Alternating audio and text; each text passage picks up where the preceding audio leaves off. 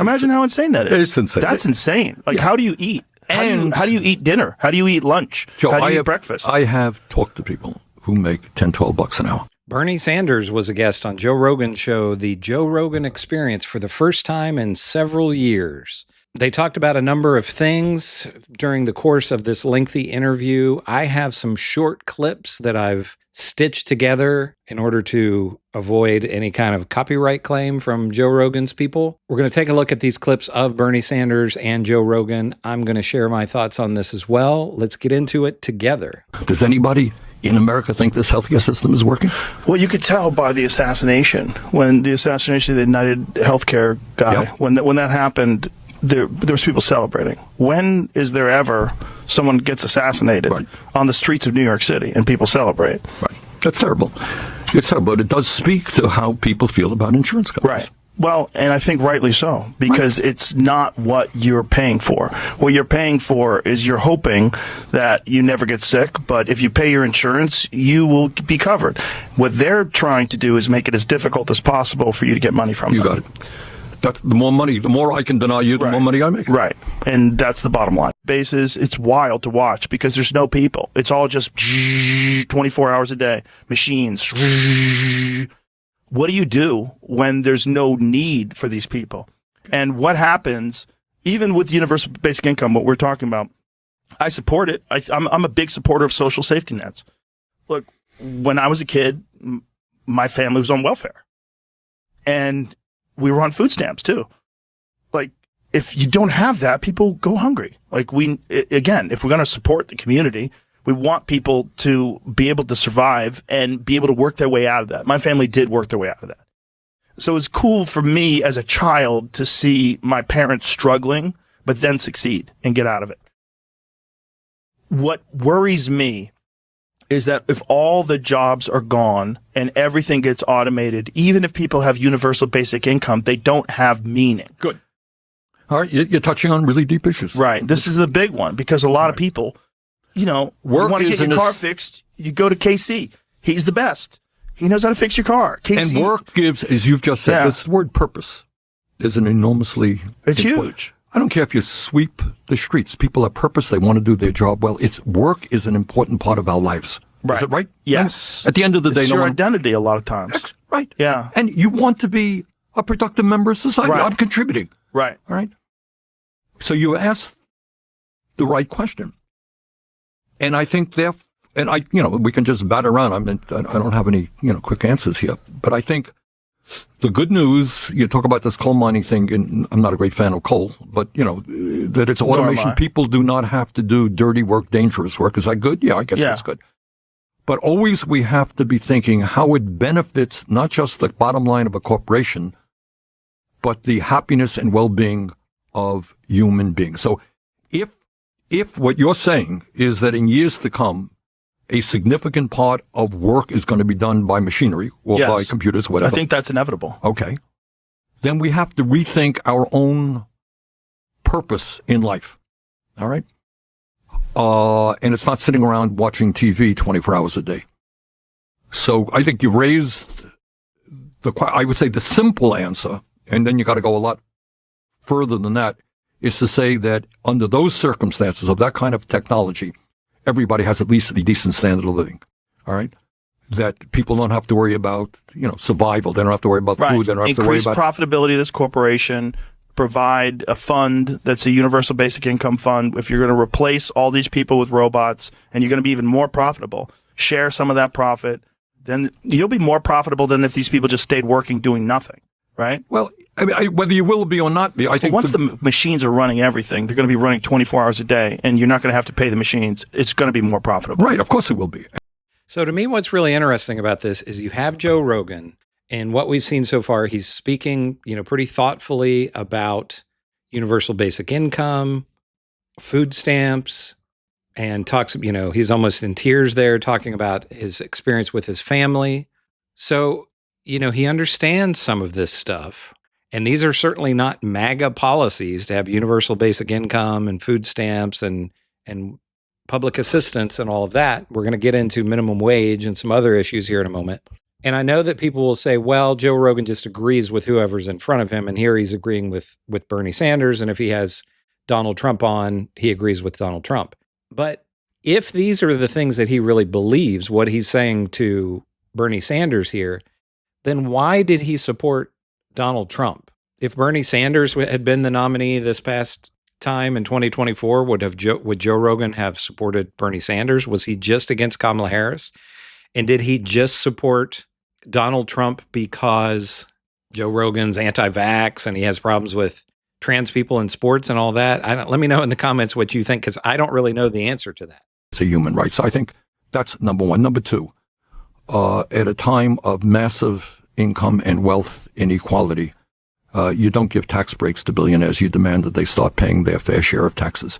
And one of the problems that we have, it's not just an American issue, it's a global issue. A lot of these billionaires are hiding their money in tax havens in the Cayman Islands and elsewhere. And that's an international issue. But I think we have to have a fair tax system which says that individuals and wealthy and corporations that are making a whole lot of money start paying their fair share of taxes.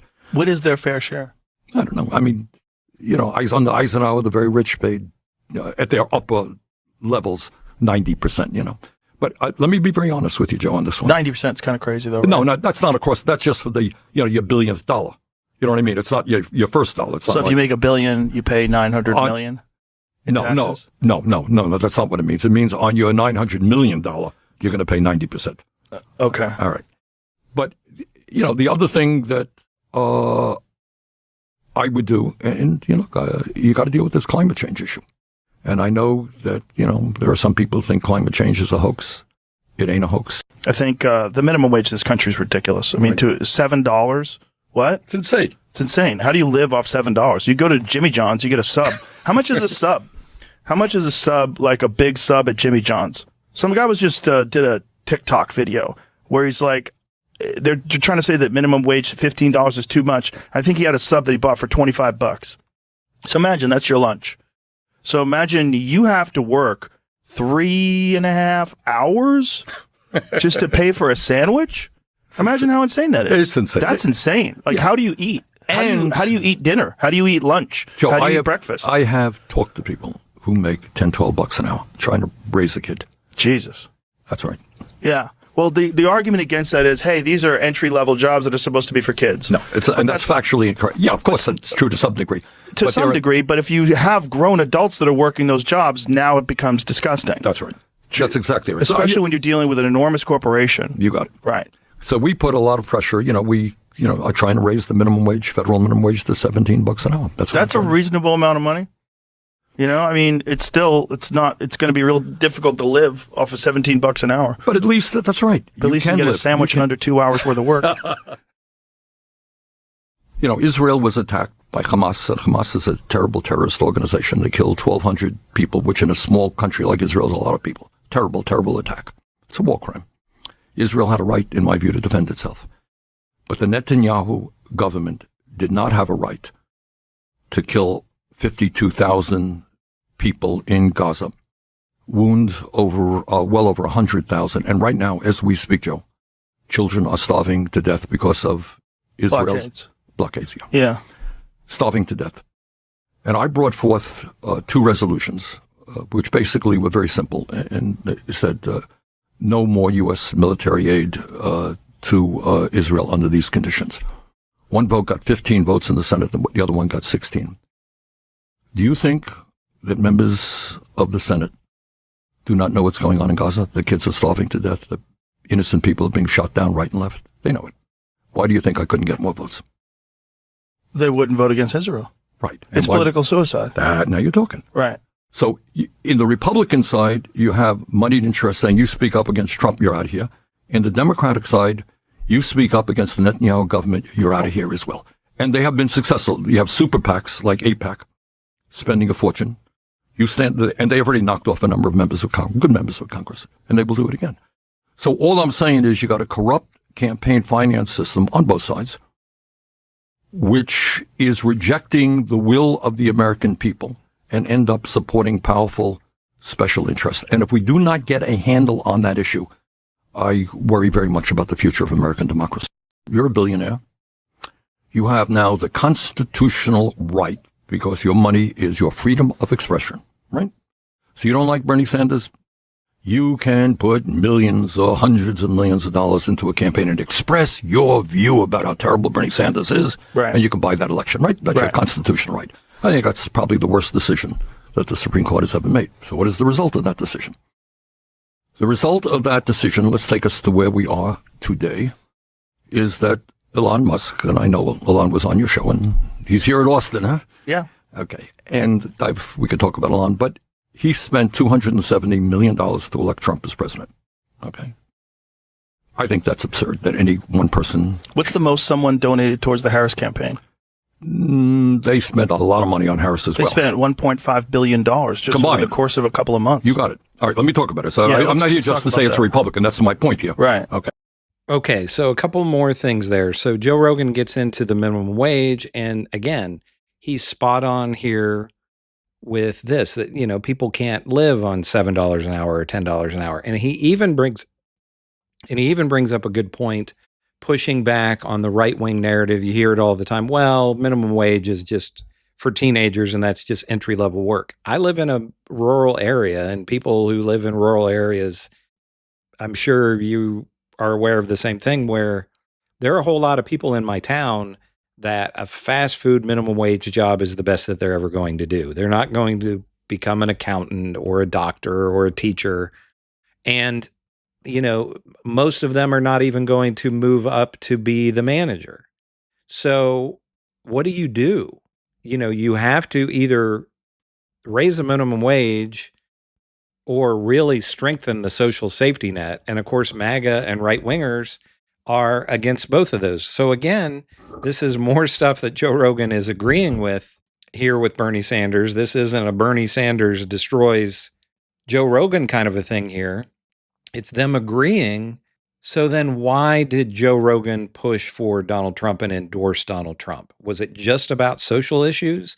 Because he seems to be on the correct progressive side and to be with Bernie Sanders on some economic issues. And let's go back to the tax rates. Bernie Sanders didn't explain that very well. You know, Joe Rogan didn't seem to understand it. So when Bernie talks about a top rate of 90%, that's a marginal rate.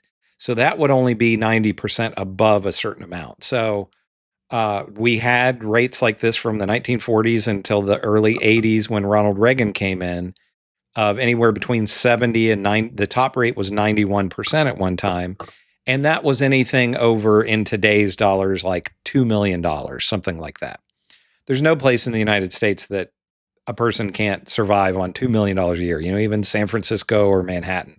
But they were taxed at a lower rate up until that $2 million. And then any dollar over that $2 million would be the 90% rate. And people say, oh, you know, the rich people will leave. They didn't leave back then. The strongest middle class in the history of the world was built during that time. So it can be done, but sadly, it's almost unthinkable now. When, you know, Bernie Sanders proposes this, that's viewed as communism. But back then in the 40s through the early 80s, it wasn't. Those were just the tax rates. So again, I don't really quite understand why Joe Rogan endorsed Donald Trump. And my other question is, if Bernie had gone on his show prior to the election, or even if Kamala Harris had gone on his show, you know, her sitting in front of Joe Rogan, would he have agreed with her on a lot? And could that have possibly swayed the election if his audience had, you know, some of the people watching would have been like, hey, I never realized Kamala Harris had these particular views. I kind of like her and might vote for her. I don't know. Let me know in the comments.